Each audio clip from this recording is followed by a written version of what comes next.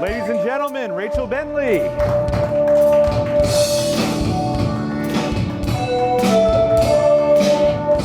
for being here. Thank you. Hello. Have a seat. Yeah, excited to be here. I didn't want to end it because the music was so good Thank you, from the David. bandmaster, Thank you. one-man band, David Matthews. For sure. Rachel, such a great video. I mean, Thank such a you. great brand, Thank and you. you guys have killed it in the last 6 years since we shared the RevTech cohort of 2015. I mean, it's crazy being back here at RevTech. It's like coming back to the beginning. We were here 6 years ago. This time working, at the long tables here. Everybody just trying to figure it out. How are we going to build this business? What's it going to look like? I think it was myself and a team of 5 other people, and then you were here with the UR Comp team trying to figure it out and build the business. It's crazy to be back and see how this has grown. So let's go back, because that was 2015. You guys were already, it felt like rocket ship, which you've continued since then over the last 6 years. But walk us back to when you started. What inspired you to start the Citizenry? We started the Citizenry very simply because we were looking for better home goods. My co-founder and I, Carly, were tired of the mass-produced dime a dozen type goods that we were seeing in the big brands and the Amazons of the world, like David was talking about. And we really wanted to find the best craftsmanship from all over the world and bring that directly to consumers for their home. And so what we did is we started searching out the best artisans, the best makers all over the world, and telling those stories and sharing their crafts with people online. And so we began working with artisans in Peru to do beautiful alpaca blankets and pillows, leather artisans in Argentina to do beautiful chairs. We began working in Portugal to do linen bedding, just all sorts of things, and really begin to bring that to life for people online and through social media, and have really been able to find a great customer. Now, you mentioned your co-founder, Carly Nance. So, Yes. Hi, Carly, if you're watching. Carly's awesome. Yeah. What is it like having a co-founder? I think that's one of the things that people ask a lot about building a business. So Carly and I have been building the Citizenry together for over 6 years. She is the creative one. She is the CMO, Chief Creative Officer. So everything that you see about the Citizenry really is Carly, and then everything that you don't see behind the scenes is myself. So my background, I started in finance and strategy. So I oversee all of our artisans, our production, product development, planning, finance, operations. That really falls in my camp. And so, the thing about working with a co-founder, and I know you have thought a lot about this, but is you have to be better together than you are apart, right?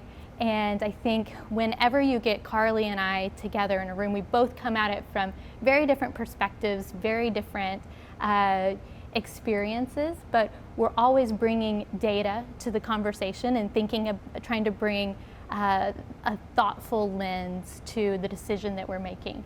And so I think when you get the two of us together in a room, we're bringing different perspectives and different data, and that really helps make it better. But I think the thing that makes it work at the end of the day is we're both coming at it with similar values and a similar mindset in terms of how we approach business and why we approach it. And I think that's really been helpful for us. Yep, I think we're both blessed to have very exceptional co-founders. For sure. So Kale, if you're watching. Props, for sure. And I'd add one more thing. I want to hear your thoughts too.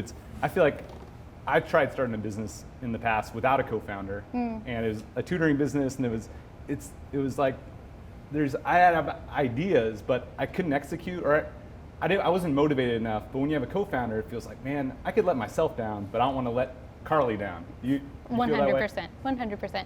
I think it's really wonderful to have somebody that is always setting the pace with you, right? I think Carly and I are both very competitive people, and she was the smartest person I'd ever met when I was in college, and I think she felt similarly, and we were just willing to push each other and challenge each other to both be the best that we could be, and we have very different strengths. She's the idea person of the group, and I'm the execution person, and we always say that if the Citizenry was solely founded by Carly, it'd be really beautiful and probably wouldn't make any money, and if the Citizenry was just founded by me, it'd be a little bit boring, but we'd probably have more money. So that's kind of the trade-off that you get in having the co-founder relationship. As we talked about before, it's been just, really up and to the right the whole time since you started it. And what has been most rewarding for you? I assume beyond just seeing more commas in the P&L statement, but what's been most rewarding for you is growing the business?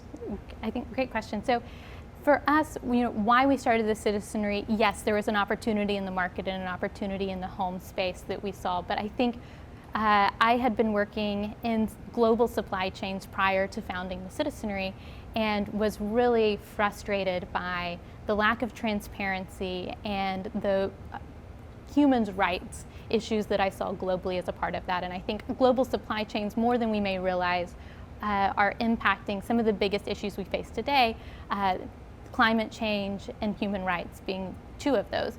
And so the Citizenry was an opportunity by working directly with these artisans, ensuring that we are paying 2 to 3 times what a minimum wage is and really creating a living wage, that we could do some good in the world. And so I think starting a business for me really was about creating the impact and creating the change that you want to see. And so whether or not that's filling a need in your hometown or working with artisans all around the world, the opportunity to do that through starting a business and scaling it has been really fulfilling. Now, I know we're having the links on the show, however you're watching it, but how can people find the Citizenry, maybe purchase some of your products? The Citizenry is online. You can find all of our products there, and Instagram is always a great place to keep up with where we're traveling in the world and what we're creating for your home. And I should mention, you have retail locations as well. We do. We have a flagship store in New York, Crosby and Grand Street in Soho. Wonderful. Well, Rachel, thank you so much for having us on. Thank you, Craig. Let's give Rachel a round of applause.